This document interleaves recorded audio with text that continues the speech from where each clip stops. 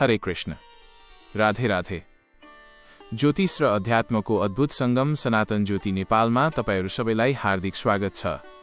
आज हामी लाखौं अविवाहितहरूका लागि अत्यन्तै महत्त्वपूर्ण विषयमा कुरा गर्दैछौँ। त्यो हो 2082 साल मंसिर महिनामा विवाहको महायोग।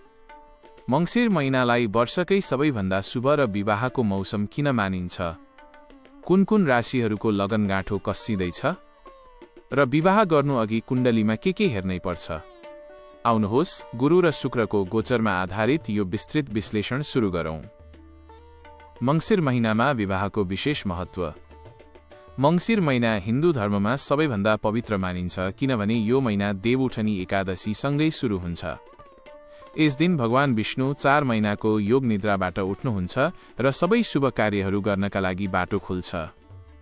यस समयमा गुरु अर्थात् बृहस्पति, जो विवाह र दाम्पत्य जीवनका कारक हुन्, र शुक्र अर्थात् प्रेम तथा भौतिक सुखका कारक ग्रह दुवै शुभ स्थितिमा रहन्छन्। गुरु र शुक्रको यो शुभ स्थितिले दाम्पत्य जीवनलाई सुखद र स्थिर बनाउँछ। त्यसैले यस महिनामा विवाह गर्दा अक्षय पुण्य प्राप्त हुन्छ भन्ने धार्मिक विश्वास छ। 2082 मंसिर महिनाका शुभ विवाह साइतहरू। ज्योतिषीय पात्र अनुसार 2082 मंसिर महिनामा विवाहका लागि धेरै शुभ लगनहरू जुरेका छन्। यी साइतहरूमा गरिएको विवाहले दाम्पत्य जीवनमा सुख र समृद्धि ल्याउँछ।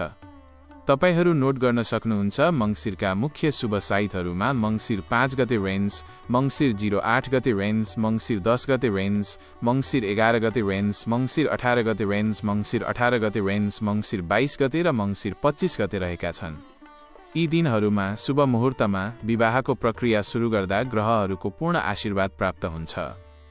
मंसिरमा विवाह योग प्रबल भएका राशिहरू। मंसिर 2082 मा गुरुको शुभ दृष्टि र शुक्रको गोचरले गर्दा विशेष गरी केही राशिहरूका अविवाहित व्यक्तिहरूको विवाहको योग निकै प्रबल रहेको छ। मिथुन राशि। मिथुन राशिका लागि यो समय भाग्य र दाम्पत्य सुखको क्षेत्रमा ठूलो सफलता लिएर आउँदैछ। तपाईको कुण्डलीको 7औं भाव विवाह र साझेदारीमा शुभ ग्रहहरूको दृष्टिले गर्दा लामो समयदेखि रोकिएको सम्बन्ध विवाहमा परिणत हुन सक्छ। योग्य जीवनसाथीको खोजी पूरा हुनेछ र वैवाहिक सम्बन्धमा बलियो आधार तयार हुनेछ। तपाईले अब खुशीका साथ लगनगाँठो कस्न सक्नुहुन्छ। कन्या राशि। कन्या राशिका लागि यो समय प्रेम सम्बन्धलाई विवाहमा बदल्ने र पारिवारिक सहयोग प्राप्त गर्ने समय हो।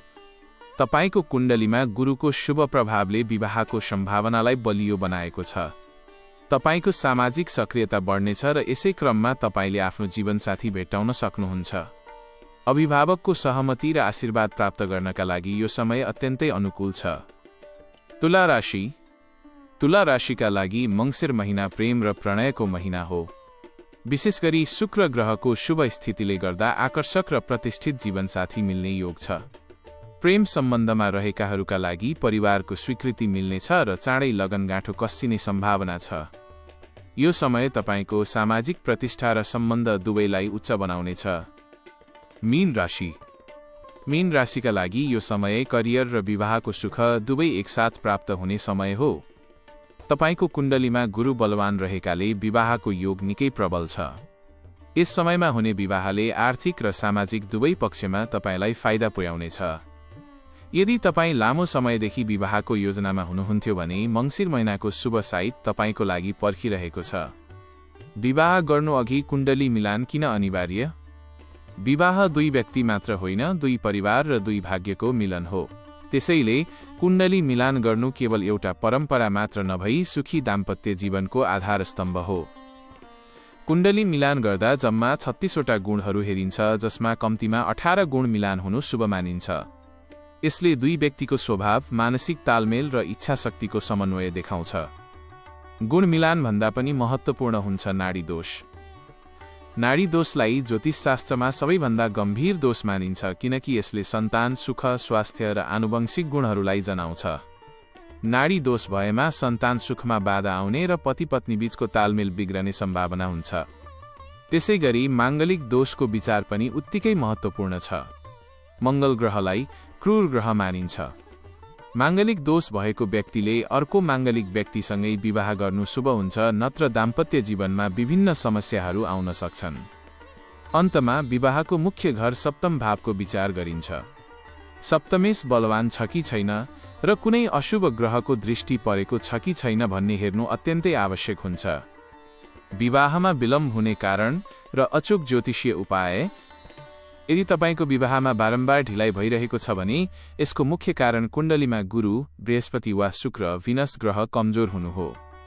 यी ग्रहहरूको बल बढाउनका लागि केही सरल उपायहरू छन्।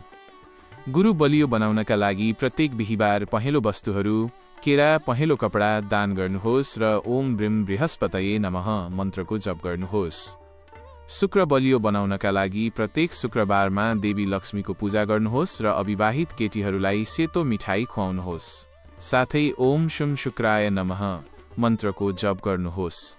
यसका साथै घरको उत्तर पश्चिम वायव्य कोणलाई सधैँ सफा राख्नुहोस्। यसले तपाईको जीवनमा नयाँ सम्बन्धहरूको आगमनलाई प्रोत्साहित गर्छ। निष्कर्ष, मङ्सिर 2082 विवाहका लागि निकै शुभ र उत्तम समय हो। यो समयमा शुभ लगन जुराएर र ज्योतिषीय नियमहरू पालना गरेर गरिने विवाहले तपाईको दाम्पत्य जीवनमा सुख, शान्ति र प्रचुरता ल्याउँछ। तपाईको जीवनसाथीको खोजी पूरा होस् र तपाईको दाम्पत्य जीवन सफल होस् भन्ने कामना गर्दछौँ। तपाईको राशि कुन हो र तपाईँ यो भिडियो कुन ठाउँबाट हेर्दै हुनुहुन्छ? कमेन्टमा अवश्य लेख्नुहोला। यो जानकारी मन परेमा भिडियोलाई लाइक, शेयर गर्नुहोस् र सनातन ज्योति नेपाल च्यानललाई सब्स्क्राइब गर्न नभुल्नुहोला। राधे राधे। हरे कृष्ण।